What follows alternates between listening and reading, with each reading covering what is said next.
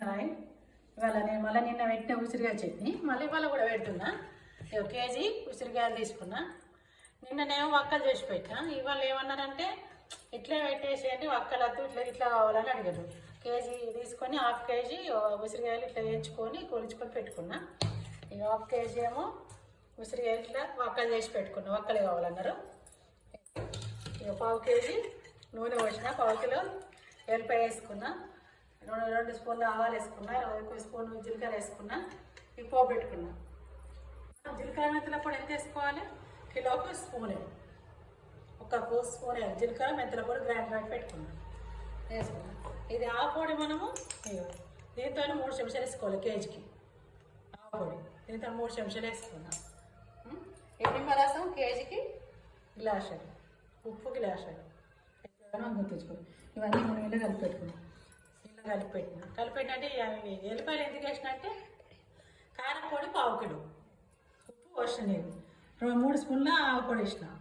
ఇవి ఎల్లిపాయలు ఎందుకు వేసుకున్నాం అంటే మనం టేస్ట్ గురించి మనం ఎప్పుడైనా ఒకసారి పీసుకు ఎల్లిపాయ ముక్క వస్తే మంచిగా టేస్ట్ బాగా వస్తుందని నేను ఎల్లిపాయలు వేసుకుంటాను. పిడికేది ఇవన్నీ వేసుకొని వేసి కలుపుతున్నా. చూడండి, పొడి పోసి కలుపుతున్నాను.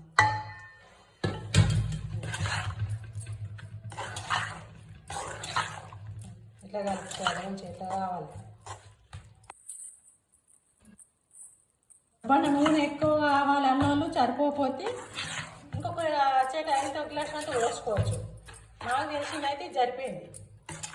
ఇప్పుడు నేను రెండిట్లా పోపెట్టినా, దీనికి వక్కలకు పోపెట్టినా, ఇట్లా మొత్తం ఇదే సైజు వాటికి పోపెట్టినా. అందుకని నేను కొంచెం ఇలా తీసుకుంటున్నా.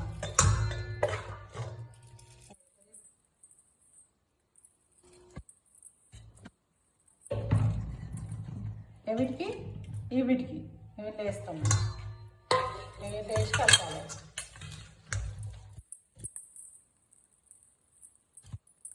పెద్ద ఉసిరికాయలు ఇది ముక్కలు, ఇక ముక్కలు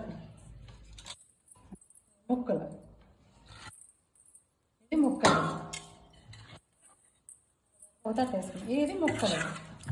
ఎందుకంటే ఇది ముక్కలకి ఇట్లా ఉండాలి. మనం ఈ రెండు తీసుకున్నాం, ఈ రెండింటికి కలుపుకున్నాం. కొందరేమో ఇది ఇష్టపడతారు, కొందరేమో ఇట్లా పెద్దగా ఉండాలని ఇష్టపడతారు, కొందరు ఇట్లా పీసులు చేస్తే చిన్నగా ఉండాలి. ఇక నిమ్మరసం పోసుకుంటున్నా.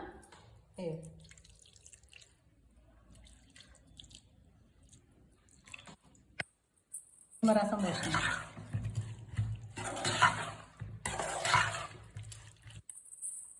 ఉన్నా కానీ గట్టిగా అవుతుంది.